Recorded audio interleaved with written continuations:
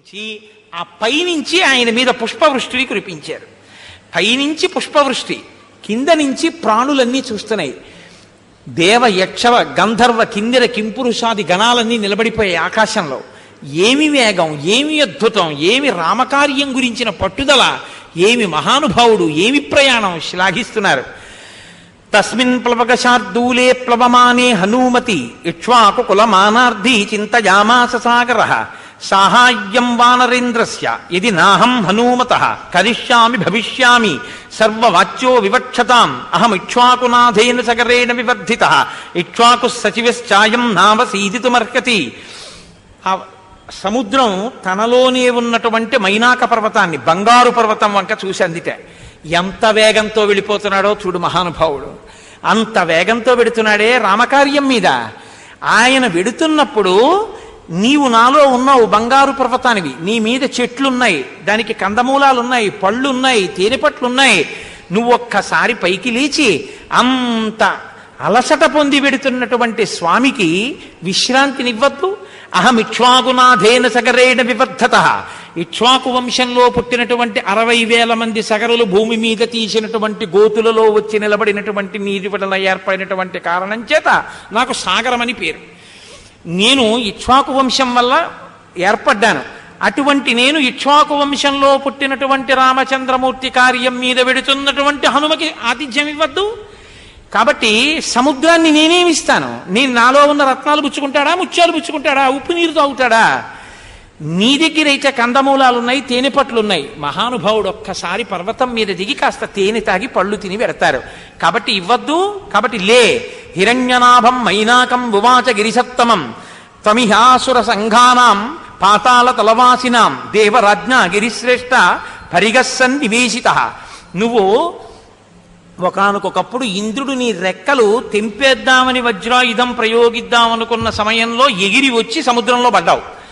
పడితే వెళ్ళి పాతాళలోకం నుంచి రాక్షసులు ప్రతిరోజు పైకొచ్చేటటువంటి ద్వారానికి అడ్డంగా పడ్డావు. ఇంద్రుడు అనుకున్నాడు, పోన్లే కదిలితే నే చంపేస్తానని కదలదు. కదలకుండా బిలానికి అడ్డం పడింది కాబట్టి ఇంకా రాక్షసులు పైకి రారు, ఉపకారం జరిగింది కదా అని ఇంద్రుడు వెళ్ళిపోయాడు. రెక్కలున్నా ఎగరకుండా నువ్వు అందులో పడున్నావు ఇన్నాళ్ళ నుంచి. ఇప్పుడు బయటికెడితే ఇంద్రుడి రెక్కలు తెంపేస్తాడేమో అన్న భయాన్ని పక్కన పెట్టు. అంతటి మహానుభావుడు వచ్చినప్పుడు ఆయనకి ఆతిథ్యం ఇవ్వకపోతే ఇంకెందుకు మన ఇద్దరం ఉండి ప్రయోజనం ఏమిటి? ఎందుకు ఆ కందమూలాలు, ఎందుకు ఆ తేనె? అటువంటి వాడికి ఇచ్చిన ఆతిథ్యం ఏదో అదే ఆతిథ్యం. కాబట్టి లే పైకి. తిర్యగుర్ధమదశ్చైవా శక్తిస్తే శైలవర్ధితం తస్మాత్ సంచోదయామి త్వాం ఉత్తిష్ట గిరిసత్తమా. ఒక్కసారి పైకి లే, నీకు శక్తి ఉంది, నువ్వు పైకి లేవగలవు, నిలువుగా పెరగగలవు, అడ్డంగా పెరగగలవు, పక్కలకి పెరగగలవు. తిర్యగుర్ధం అధశ్చైవ శక్తిస్తే శైలవర్ధితం. నువ్వు అలా పెరగగలవు కాబట్టి ఆ మహానుభావుడికి ఆతిథ్యమి. కురు సాచివ్యమస్మాకం ననః కార్యమతిక్రమేత్ కర్తవ్యమృతం కార్యం సతాం మన్యుముదీరయేత్. ఆయనకి మాకు ఉపకారం చేయడం కోసం ఆలస్యం లేకుండా నువ్వు హనుమకి ఉపకారం చెయ్యాలి, ఆయనకు ఆతిథ్యం ఇవ్వాలి. కర్తవ్యముకృతం కార్యం సతాం మన్యుముదీరయేత్. మహానుభావులకి కోపం ఎందుకు వస్తుందో తెలుసా? చెయ్యవలసిన పని చెయ్యవలసిన సమయంలో చేయకపోతే వస్తుంది. కాబట్టి ఆయన వెళ్ళిపోయిన తర్వాత అయ్యా ఏమనుకోకండి, మీరు వచ్చినప్పుడు నేను పిలవలేకపోయాను, ఎక్కడో ఉన్నాను సముద్రంలో అంటే బాగుండదు, లేవాలంతే. కాబట్టి లే, ఆలస్యం చేయక. వెళ్ళిపోతున్నాడు, వచ్చేస్తున్నాడు మహానుభావుడు, ఉంటాడా? వెళ్ళిపోతాడు మళ్ళీ వేగంగా. అందుకని ఆయనకి తొందరగా ఆతిథ్యమి అన్నారు.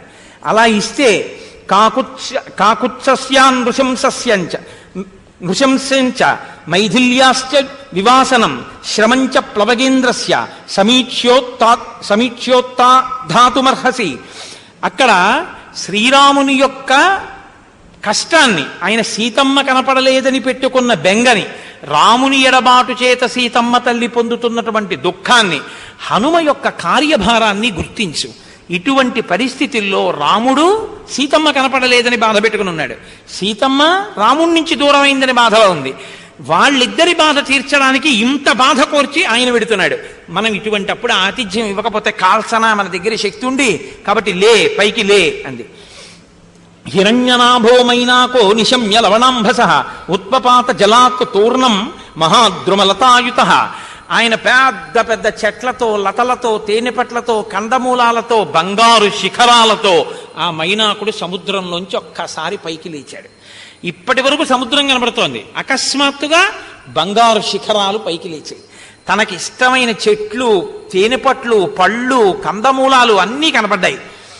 దదర్శయామాస శృంగాణి సాగరేణ నియోజిత శాతకుంభ నిభై శృంగై సకిన్నరమహోరగై. పాములతోటి చెట్లతోటి ఉన్నటువంటి ఆ బంగారు శిఖరాలు అకస్మాత్తుగా సముద్రంలోంచి పైకొస్తే చూసినటువంటి హనుమ అనుకున్నారట, మధ్యేలవణతో యస్య విఘ్నోజమితి నిశ్చిత. ఉప్పు సముద్రంలోంచి ఏమిటి, బంగారు శిఖరాలు పైకి రావడం ఏమిటి? కాబట్టి ఇది ఖచ్చితంగా విఘ్నమే. నేను రామకార్యం మీద వెడుతున్నప్పుడు ఆ కార్యము జరగకుండా చూడడానికి ఎవరో నాకు అడ్డొచ్చారనుకున్నారు. అనుకుని వరసాపాతయామాస జీవూతమివ మారుత. ఒక్కసారి తన వక్షస్థలంతో కొడితే ఆ పర్వత శిఖరాములు చూర్ణములై కింద పడిపోయాయి.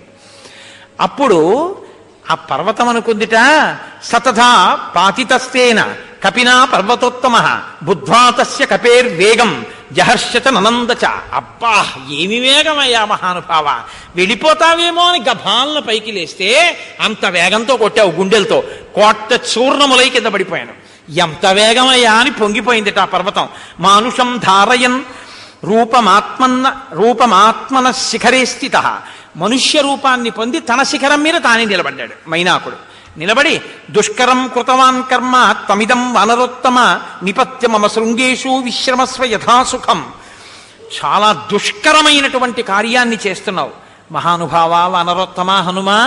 నువ్వు నిపత్య మమ శృంగేషు, ఒక్కసారి నా శిఖరాల మీద దిగు, విశ్రమస్వ యథాసుఖం, కాశ్యపు విశ్రాంతి తీసుకుని సుఖాన్ని పొందవయ్యా. కృతీచ ప్రతికర్తవ్యం ఏష ధర్మ సనాతన సోయం తత్ప్రతికారార్థి తత్త సమ్మానమర్హతి.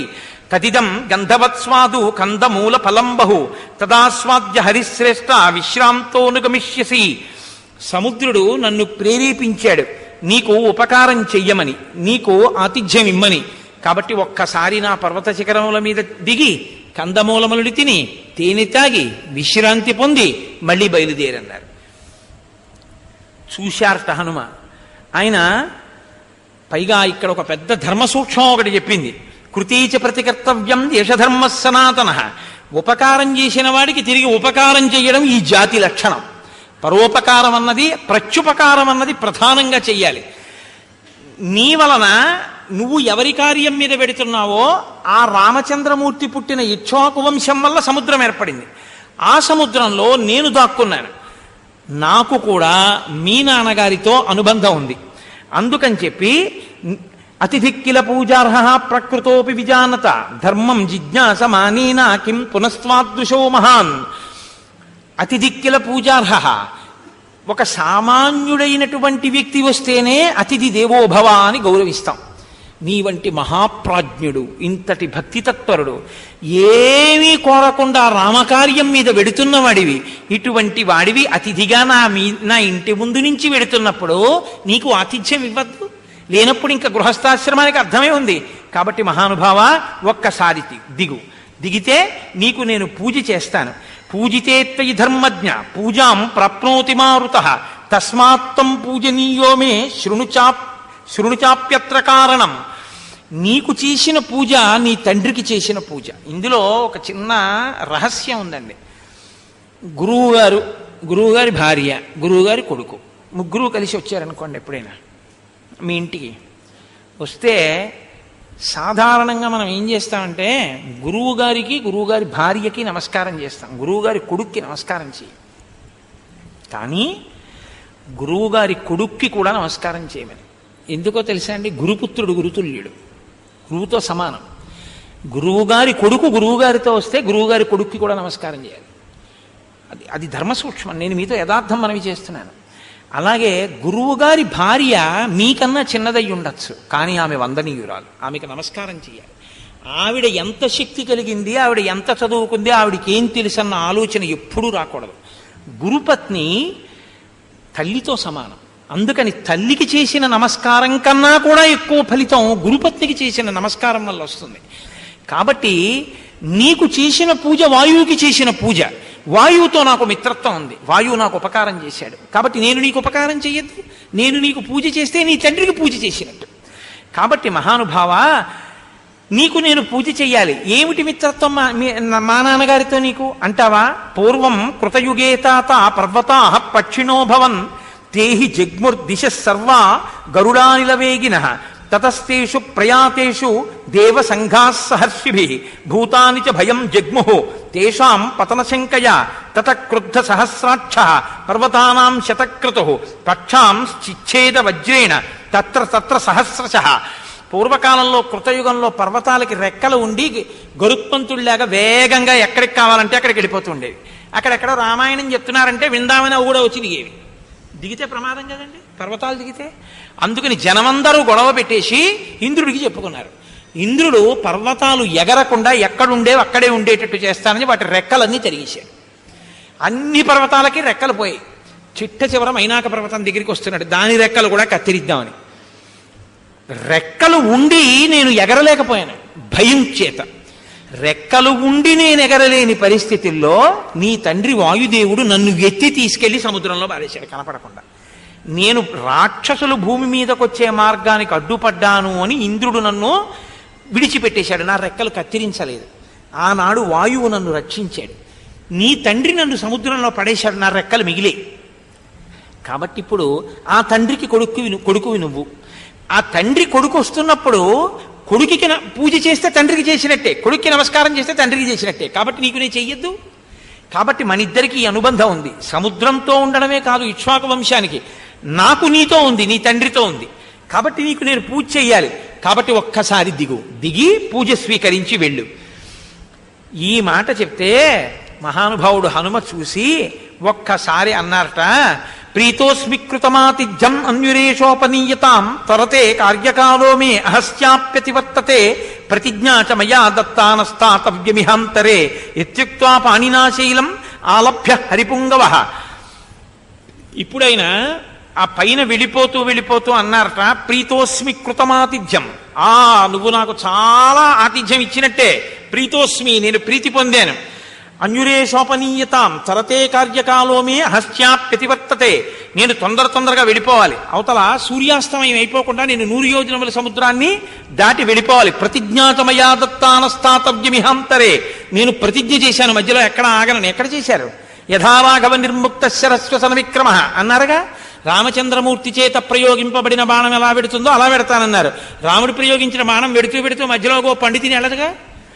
కాబట్టి నేను మాత్రం ఎలా ఆగుతాను? ప్రతిజ్ఞాభంగం అవుతుంది, ఆగకూడదు, వెళ్ళిపోవాలి. కాబట్టి నువ్వు నాకు ఇచ్చినట్టే నేను పుచ్చుకున్నట్టే, ఇదిగో అనోసారి చెయ్యేశారు. అంటే ఎంత మర్యాదగా మాట్లాడతారో చూడండి, ఎంత అందంగా మాట్లాడతారో చూడండి. అవతల వారు చిన్నబుచ్చుకోకుండా చక్కగా ఒక్కసారి అలా మాట్లాడేసి ఆయన బయలుదేరి ముందుకు వెళ్ళిపోయారు. వెళ్ళిపోతే ఆ దేవతలందరూ కూడా ఋషి సంఘాలు చూసి అన్నాయిట, తద్వితీయం హనుమతో దృష్ట్వా కర్మ సుదుష్కరం ప్రశంసు సురాసర్వే సిద్ధాశ్చ పరమర్శయ. దేవతలు సిద్ధులు అందరూ అన్నారట, రెండవ దుష్కరమైన కర్మ చేశావు అన్నారు. మరి మొదటిదేమిటి? పర్వతం సముద్రంలోంచి పైకొస్తే చెయ్యి పెట్టి వెళ్ళిపోయారు తప్ప అక్కడ ఆగలేదు. మొదటిది ఇది ద్వితీయమైతే మరి రెండోది ఏమిటి? ప్రథమం ఏమిటి? ఏషా. అసలు సంకల్పం చేయడం గొప్ప. అసలు అలా వెడతానన్న సంకల్పం చాలా గొప్ప. వెడతానన్న సంకల్పం ఉన్నా మేరు పర్వతం లాంటిది ఎదురొస్తే దిగకుండా ముట్టుకుని వెళ్ళిపోవడం రెండో గొప్ప. ఇప్పుడు ఆయన వెళ్ళిపోయారు హనుమ, ఇంద్రుడు వచ్చాడు. రెక్కలతో నిలబడిందిగా మరి పర్వతం. ఇప్పుడు దాని రెక్కలు కత్తిరించేయద్దు, పైకి లేచింది కాబట్టి. ఇంద్రుడు అన్నట్ట, హిరణ్యమాభశైలేంద్ర పరితుష్టోస్మితే భృశం అభయంతే ప్రయచ్ఛామి తిష్ట సౌమ్య యథాసుఖం. ఓయ్ నాయన, బంగారు శిఖరములు కలిగినటువంటి వాడా, నువ్వు నేను చంపుతానన్న భయం ఉన్నా రెక్కలు పోతే పోయాయి, కానీ రామకార్యం మీద వెడుతున్న హనుమకి ఉపకారం చెయ్యాలని పైకి లేచి ఆకాశంలో నిలబడి హనుమకి ఆతిథ్యం ఇస్తాను అన్న కారణానికి నీ రెక్కలు నేను తరగను, నీ రెక్కలు నీకుంటాయన్నారు. ఇప్పుడు ఏమైంది? రామకార్యం కాదు, రామకార్యం మీద వెడుతున్న వాడికి సాయం చెయ్యడం కాదు, సాయం చేస్తానంటే. ఇంత తేనె తాగండి అన్నందుకు, ఇన్ని 2 పళ్ళు తినండి అన్నందుకు ఉన్న రెక్కలు నిలబడ్డాయి. మాట సాయం చేస్తే కాలిపోయిన రెక్కలు వచ్చాయి. ఇక రామకార్యం మీద వెళ్ళినవాడు ఏం పొందాలి? రాముడి కౌగిలింత పొందుతాడు. ఇది హనుమ యొక్క గొప్పతనం. కాబట్టి ఇప్పుడు అటువంటి స్థితిని పొందారు. ఇందులో దుష్కరం అన్నప్పుడు సాధనాపరంగా ఉన్నప్పుడు పెద్దలు ఒక విషయాన్ని చెప్తుంటారు. మేరు పర్వతాన్ని ఆయన కాదన్నాడు. మేరు పర్వతం అంటే బంగారు శిఖరం. మామూలుగా బంగారానికి ఉండేటటువంటి లక్షణం ఏంటంటే లోభత్వాన్ని కల్పిస్తుంది. ఇప్పుడు ఇంటికి వెళ్ళి ఉత్తరీయం ఉందనుకోండి, తీసేసి చెమట పడితే ఏదో గుమ్మిలో పారేస్తాం, లాల్చి విప్పో గుమ్మిలో పారేస్తాం, పంచి తీసి అవతల గుమ్మిలో పారేస్తాం. రుద్రాక్షలు తీసి అలా గుమ్మిలో పడైన తీసుకెళ్ళి ఓ బీరువా తీసి ఓ చెస్ట్ తీసి దాని పక్కన ఉన్నటువంటి మళ్ళీ ఓ పళ్ళెం లాంటి తోసి అందులో పెడతాం, ఓ భరిణెలో పెట్టి. ఎందుకు? రుద్రాక్షల మీద భక్తి ఉంటే బాగానే ఉండును, దానికి బంగారంతో చేయించాం, అది దాని అల్లరంతాను కాదు. బంగారం లోభకారకం. బంగారం ఎప్పుడు దాచుకుందా ఉంటుంది. అందుకే భగవాన్ రమణుల దగ్గరికి వచ్చి ఒక ఆయన అన్నారు, డబ్బు కట్ట తీసుకొచ్చి పళ్ళెంలో పెట్టి ఆయన దగ్గర పెట్టారు. ఆయన అన్నారు, ఎందుకు ఇది అన్నారు. అంటే ఉంచుకోండి అన్నారు. ఉంచుకుని ఏం చేయని తిననుగా అన్నారు. అంటే అది తినకపోవడం ఏంటండి అన్నారు. తింటే ఉపయోగపడాలి, తినంది నాకెందుకు, మీకేమైనా కావాలంటే తీసుకోండి, తీసుకెళ్ళిపోండి అన్నారు. అని మరి ఏం తీసుకుంటారు అంటే, అదిగో ఆయన ఎవరో 2 పళ్ళు తెచ్చాడు, ఆ పళ్ళు అంటే ఏ మధ్యాహ్నం ఎప్పుడో తింటాను, ఆ పళ్ళు చాలు, నాకెందుకు ఈ డబ్బు అన్నారు. ఒక ఆయన బంగారు పెన్ను తెచ్చిచ్చాడు, రాసుకోండి అన్నాడు. నాకు వద్దన్నారు ఆయన. అన్నారు, నాకు రీఫిల్ ఉంది నా దగ్గర చాలన్నారు. అదేమిటన్నారు. నువ్వు ఇప్పుడు ఇచ్చేయమంటావు తెలుసా, మళ్ళీ వచ్చే ఏడాది వచ్చి నా బంగారం పెన్ను బాగుందా అంటావు, నేను దాన్ని దాయలేను, నా వల్ల కాదు, ఇదా ఎవడూ తీసుకెళ్ళడం, కాబట్టి నాకు ఇది చాలన్నారు. మహానుభావుడండి. భగవాన్ రమణుల దగ్గరికి వచ్చి ఇంకో ఆయన అడిగాడు, ఏమంటే పెద్ద ట్యాంక్ కట్టిద్దాం అనుకుంటున్నాను, ఆశ్రమానికి వచ్చిన వాళ్ళకి నీళ్లు ఇబ్బంది లేకుండా ఉంటుంది, ఎన్ని లీటర్ల కెపాసిటీ ట్యాంక్ కట్టిస్తే బాగుంటుంది అంటారు. మీరేమీ చేయకుండా మిమ్మల్ని మీరు తెలుసుకుంటే బాగుంటుంది అన్నారు ఆయన. అది బ్రహ్మజ్ఞానం అంటే, అది సద్గురు అంటే అది. కాబట్టి ఆయన మహానుభావుడయ్యారు, ప్రాతస్మరణీయులయ్యారు, సజీవ గురువు అయ్యారు ఆయన. కాబట్టి ఇప్పుడు రామకార్యం మీద వెడుతున్నటువంటి వాడికి ఆతిథ్యం ఇస్తానన్న కారణానికి ఉన్న రెక్కలు నిలబడ్డాయి. అంటే రామకార్యం ఎంత గొప్పదో చూపిస్తున్నారు మహర్షి. ఇందులోనే లోభకారకాన్ని తిరస్కరించడం అన్న మాట వేరు, దాని యందు మోహం లేకుండా ఉండగలగడం, ఇది చూపిస్తున్నారు. ఇది ఎలా ఉంటుందంటే, నేను మీకు దానికి సరి అయినటువంటి ఉదాహరణ చెప్పాలి అంటే, త్యాగరాజస్వామి భిక్షాటనకి వెడితే ఆయన ఏం పుచ్చుకోరు అని చెప్పి ఒక ఆయన ఏం చేశాడంటే, ఆయన ఎంతో సంతోషంగా కీర్తన పాడుకుంటూ వెళ్ళినప్పుడు ఆయన యొక్క జోలెలో బంగారు కాసులు వేశారు. వేస్తే ఆయన ఏం చేశారంటే ఇంటికి తీసుకొచ్చి చూస్తే అందులో బంగారు కాసులు ఉన్నాయి. అయ్యయ్యో, అన్నం అపవిత్రం అయిపోయింది, ఈ బంగారు కాసులని పెంటకుప్ప మీద పోసేసి ఆయన అన్నారు, నిధి చాలా సుఖమా రాముని నిధి చాలా సుఖమా రాముని నిధి చాలా సుఖమా అని కీర్తన చేశారు. రామకృష్ణ పరమహంస ఏమిటో ఈయన డబ్బులొద్దు అంటాడో, అసలు ఈయన సంగతి ఏమిటో చూద్దామని ఆయన తలగడా కింద రూపాయి కాసెట్టారు. వివేకానందుల వారి రూపాయి కాసెట్టారు చూద్దామని. రామకృష్ణ పరమహంస పడుకోవడానికి వెళ్ళారు లోపలికి. వెళ్ళి ఆయన తల్పం మీద పడుకుని తలగడా మీద తల పెట్టుకుని పైకి లేచి మంటలు నరిచారు. ఏమైందని లోపలికి శిష్యులు పరిగెత్తుకొచ్చి ఏమిటి మంటలు అన్నారు. ఇందులో ఎక్కడన్నా ఏమైనా డబ్బెట్టారా ఏమిటి, నా ఒళ్ళు మండిపోతోందన్నారు. ఆయన చూస్తే రూపాయి కాసు ఉంది, తీసేశారు. లోభకారకాన్ని జయించడం అంటే ఏమిటో తెలుసా అండి? మొట్టమొదట ఈశ్వరార్చన ప్రారంభం చేసినప్పుడు ఈశ్వరుడి కోసమని మొదలు పెడతాడు. కానీ అది ఏమైపోతుందంటే మెల్లిమెల్లిగా ప్రారంభంలో మొదలుపెట్టింది గుర్తింపుని కోరుకోవడం మొదలు పెడుతుంది. పాలవాడు వచ్చి కాలింగ్ బెల్ కొట్టాడు అనుకోండి, పాలవాడు ఈయన మహాభక్తుడు అనుకోవాలని గట్టిగా చదువుతాడు శ్లోకాలు.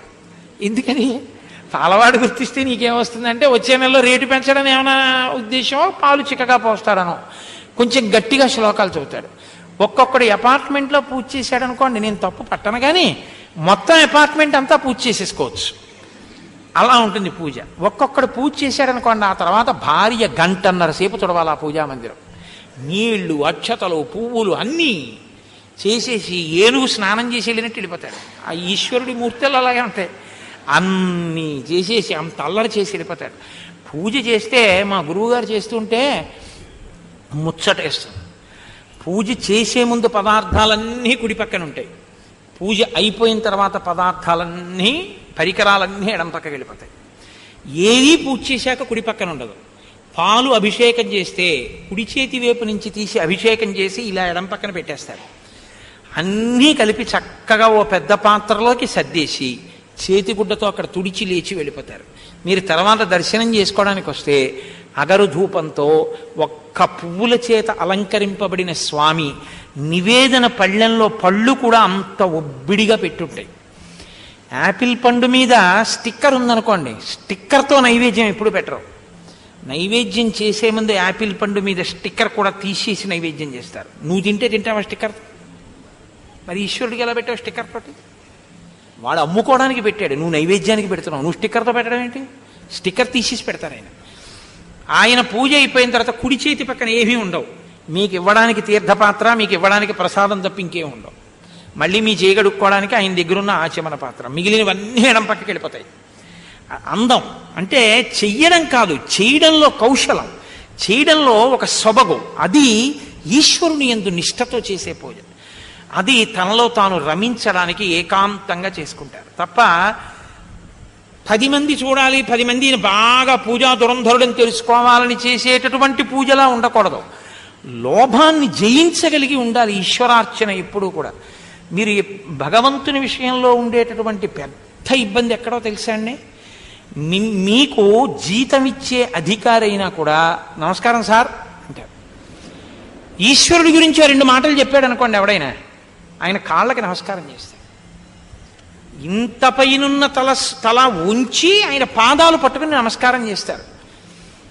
మీరు వద్దు అనాలి తప్ప మీకు ఏదైనా ఇవ్వడానికి సిద్ధంగా ఉంటారు సంతోషంతో. నేనేం దాన్ని విమర్శ చేయట్లేదు. డబ్బు ఇస్తారు, బట్టలు ఇస్తారు, ఇంకోటి ఇస్తారు. ఏమవుతుందో తెలుసా? ఒక చోట మీరు అంటే నేను ఎవరిని విమర్శించట్లేదు అని మీరు గుర్తుపెట్టుకోవాల్సి ఉంటుంది. నేను ఎవరిని విమర్శించడం నా ఉద్దేశ్యం కాదు. ఒక చోట సుందరకాండ చెప్పి ఓ 50,000 ఇచ్చారనుకోండి, ఇంకో చోట సుందరకాండ మొదలు పెడితే వాళ్ళు 50,000 ఇచ్చారు, వీళ్ళు ఎంత ఇస్తారో అని ఉంటుంది. సుందరకాండ చెప్తుండగా అయ్యా మీకు 10,000 ఇస్తున్నాం అన్నారు అనుకోండి, వాళ్ళు 50,000 ఇచ్చారు, వీడికి 68 సర్గలు పూర్తిగా చెప్పేది ఏమిటి అనుకున్న భావన వస్తే, అలా అనుకోకుండా చెప్పగలిగితే అదృష్టమే. అయ్యా రామకథ చెప్పుకున్న వాడికి, రామకార్యం మీద వెళ్ళిన వాడికి, రాముడిలో విషయంలో మాట సాయం చేసిన వాడికి కాలిపోయిన రెక్కలు ఎవరం వచ్చాయి, నువ్వేమి ఇవ్వగలవు నాకు దాంతో సమానంగా? నాకు రాముడు చాలు, రామకార్యం చాలు, నువ్వేమిస్తావు అనగలుగు. నువ్వు గెలిచిన వాడు. నువ్వు గెలవడానికి మార్గం నీకు తెలిసి ఉండాలి. నాకేం కావాలయా, రాముడే నా వాడై ఉన్నప్పుడు నువ్వేమిస్తావు? నీకు నేను ఇస్తా, రామానుగ్రహం అందిస్తా నీకు. నువ్వు కూడా పైకి రా, నువ్వు కూడా వృద్ధిలోకి రా, నువ్వు నేను ఇద్దరం కలిసి రామకార్యం చేస్తుందాం చాలు మన జీవితాలకి. ఇంకింతకన్నా ఏం కావాలి? నువ్వు నేను, నన్ను నువ్వు గౌరవించుకోవడానికా రాముడు? అదక్కర్లేదయా. ఇద్దరం కలిసి రామసేవ చేద్దాం దా, ఇద్దరం రామకోట రాయిద్దాం, ఇద్దరం రామకథ చెప్దాం, ఇద్దరం సంతోషిద్దాం. ఇదను నువ్వు లోభకారకాన్ని జయించగలిగిన వాడివై ఉంటావు. లేకపోతే ఏమై కూర్చుంటుందంటే క్రమక్రమంగా ప్రతి చిన్న విషయము కూడా సత్కారమునకు, బిరుదుకు, వీటికి కట్టుబడిపోతుంది. కట్టుబడిపోయి ఎప్పుడు అటువంటివి కోరుకుంటూ ఉంటుంది మనస్సు. ఇది ఏమైపోతుందంటే చివరికి విద్యని అమ్ముకోవడం కిందకి వెళ్ళిపోతుంది. ఆ స్థాయిని పొందకుండా తన లక్ష్యమైనటువంటి ఈశ్వరుణ్ణి చేరుకోవాలన్న ఉద్దేశ్యంతో ఉంటే అసలు వీటి గురించిన పట్టింపు నీకు ఉండకూడదు. త్రికరణ శుద్ధిగా నువ్వు వాటిని కోరకూడదు. త్రికరణ శుద్ధిగా నీ సంకల్పం ఎప్పుడు ఎలా ఉండాలంటే రామకథ చెప్పుకోవడం నా జన్మకి చాలు, ఇంకింతకన్నా ఏమిటంటే నన్ను ఇప్పుడు కాదు నా జీవుడి జన్మలు మారినా రక్షిస్తుంది. ఇదేం రక్షిస్తుంది? ఇది ఎక్కువైన కొద్దీ వీడు ఎప్పుడు చచ్చిపోతాడని చూస్తారు. అది నా ఆత్మని ఉద్దీపనం చేస్తుంది, నాకు ఆ కథ చాలు అని నువ్వు అనుకుంటే లోభకారకాన్ని నువ్వు జయించగలవు. ఇది జయించడానికి హనుమ ఏ మార్గాన్ని అనుసరించారో నువ్వు కూడా ఈశ్వర ప్రస్థానమునందు ఈ మార్గమును అనుసరించు మనకి నేర్పుతుంది సుందరకాండ. కాబట్టి ఇప్పుడు రెక్కలు నిలబడ్డాయి, ఆయన ముందుకు వెళ్ళిపోతున్నారు హనుమ. ఏమైనా బాధ ఉందా? అయ్యో బంగారు పర్వతం ఓసారి దిగితే బాగుండేదేమో, ఎదర శ్రావణ మాసం వస్తోంది, ఓ చిన్న మొక్కిస్తే పోనీ ఏదో చేయిద్దాం కదా సువర్చలకి అని ఆయన ఏమైనా అనుకున్నారా? అలా మళ్ళీ పుచ్చుకోకుండా లోపల అంతర్మదనం పడిపోకూడదు, సంతోషంగా వెళ్ళిపోగలగాలి. పొద్దున్న చెప్పాను కదా, ద్వైపం పుచ్చుకుంటే 2 మాటలు ఆలోచించి విషయం పారేస్తే, ఇచ్చేస్తే ఒక్క మాటే, అలా ఆలోచన ఉండకూడదు ఇచ్చేటప్పుడు. అంత నిర్మలంగా అంత భక్తితో ఉండాలి. అందుకే మహాపురుషులైన వాళ్ళ జీవితాలు మీరు చూడండి, పరమ నిరాడంబరంగా ఉంటాయి. పరమ నిరాడంబరంగా వాళ్ళు ఎంతో తృప్తితో బతుకుతుంటారు. ఎంత తృప్తితో ఉంటారో. ఎందుకు ఆ తృప్తి అంటే వాళ్ళకొక్కటే, ఈశ్వరుడు నావాడు, నాకు ఇంకెంతకన్నా ఏం కావాలన్న తృప్తి వాళ్ళది. అది సాధించుకుంటే జీవితంలో అంతకన్నా మనుష్య జన్మకి ప్రయోజనం లేదు. కాబట్టి అయం వాతాత్మజ శ్రీమాన్ ప్లవతే సాగరోపరి హనుమాన్ నామ తస్యత్వం ముహూర్తం విఘ్నమాచర. ఇప్పుడు అక్కడ ఉన్నటువంటి దేవతలు, ఆ మిగిలినటువంటి ఇతర సిద్ధులు సాధ్యులు మొదలైనటువంటి వాళ్ళు సురస అనబడేటటువంటి నాగమాతతో చెప్తున్నారు, అమ్మా అయం వాతాత్మజ శ్రీమాన్ ప్లవతే సాగరోపరి, సముద్రం మీద వెళ్ళిపోతున్నారు. ఆయన పేరు హనుమ. హనుమాన్నామ తస్యత్వం ముహూర్తం విఘ్నమాచర. కొద్దిగా ఒక్కసారి అసలు అంత శక్తితోనూ వెళ్ళగలడా వెళ్ళలేడా? ఏది అమ్మా, ఒక పరీక్ష పెట్టి చూడు, ఒక విఘ్నం ఒకటి ఇయ్యి ఆయనకి. ఇస్తే ఏం చేస్తాడో చూద్దాం. రాక్షసం రూపమాస్తాయ సుఘోరం పర్వతోపమం దంస్ట్రా కరాళం పింగాక్షం వక్త్రం కృత్వా నభస్సమం బలమిచ్ఛామహే జ్ఞాతుం భూయశ్చాస్య పరాక్రమం త్వాం విజేష్యత్యుపాయేన విషాదం వాగమిష్యతి. నువ్వు భయంకరమైనటువంటి రాక్షస రూపాన్ని పొంది, దక్ష ప్రజాపతి యొక్క కూతురు సురస నాగమాత, నువ్వు భయంకరమైన రాక్షస రూపంతో పర్వతాకారంతో ఆయన దారికి అడ్డుగా నిలబడి ఆయనకి విఘ్నాన్ని కల్పించు. ఏం చేస్తాడో చూద్దాం.